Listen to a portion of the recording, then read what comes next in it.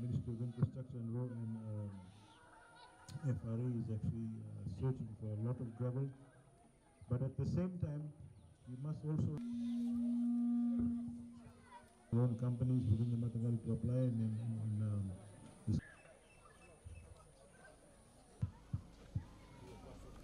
the Turana to Nawaka and the Tinakarua.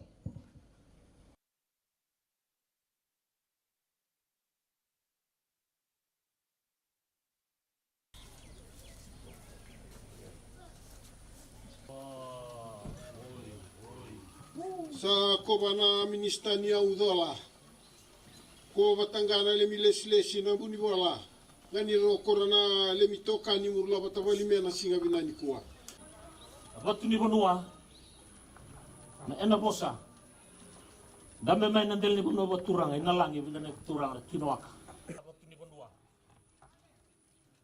na linga na kara Yavuna the Turang to Nawaka. Honorable Member of Parliament, Mr. Waniwalu, to the entire Yavuna Village, the Permanent Secretary for Lands and Mineral Resources, senior government officials, ladies and gentlemen, Dolvina, and a very good afternoon to all of you. It's indeed an honor and a privilege for me to be here in Yavuna Village this afternoon, and it gives me great pleasure to be commissioning the Yavuna Borehole project in your very own community. I'm pleased to inform the people of Yavuna that your waiting is over, and I applaud your patience and your tolerance. And I couldn't be more happy as the minister responsible to be able to provide for your needs, to provide you with a precious resource that is part of government's program to give ordinary Fijians what they deserve. In addition, it is this government's determination to deliver and to serve. And given the importance of water for preserving our health and supporting balanced economic development, this project contributes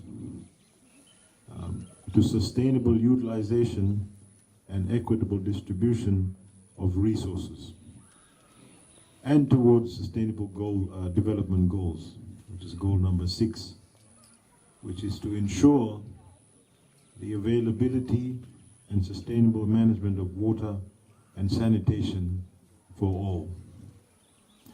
Therefore, we are proud to have accomplished this SDG goal, as human survival is dependent on water.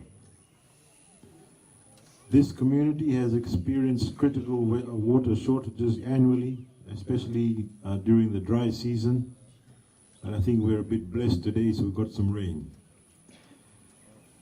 But this $67,739.43 project, ladies and gentlemen, brings the assurance to an improved, reliable, and sustainable supply of quality water. The commissioning of Yavuna Borehole will benefit 42 households with a population of about 235 people. And the people of Yavuna Village will now be able to enjoy a better life, as water plays a crucial role in their daily lives for drinking, for bathing, for washing, and for cleaning. However, villagers should continue to use other reliable and safe water sources, for example, rainfall harvesting, which should not be neglected and should be maintained to actually supplement the groundwater. Our technical field officers of the department continue to be innovative in re-engineering processes and operations, as this is the first time ever for the pipes to be laid over the Mosi Creek to reticulate water to villages on the other side of the creek. Ladies and gentlemen, I'd like to take this opportunity also, and I really wish I could ask you to give a huge round of applause to the entire team of the Mineral Resources Department that actually attends to this on your behalf. So please, ladies and gentlemen.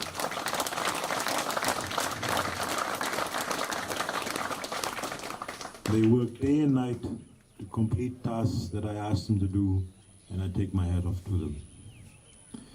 Groundwater, ladies and gentlemen, should be used prudently and should not be used as the ultimate water source to solve all water problems, and should be protected from any kind of activity and from any source of contamination.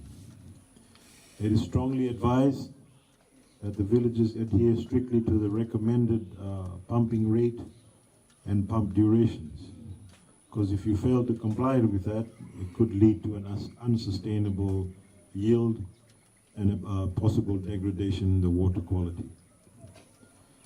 The government, ladies and gentlemen, will not tire of our responsibility to deliver to you the best of that which can be provided, but I must remind you that as a citizen and citizens of Fiji, you too have certain responsibilities to uphold the commitment of the well-being of ordinary Fijians.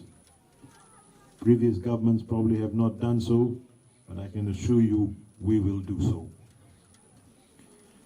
I would also like to take this opportunity to acknowledge, as I said earlier, all the field officers of the Mineral Resources Department, and also acknowledge the input and the hard work put in by the Permanent Secretary of Ministry of Lands and Resources and the Director of Lands, who worked day and night to ensure that this was completed.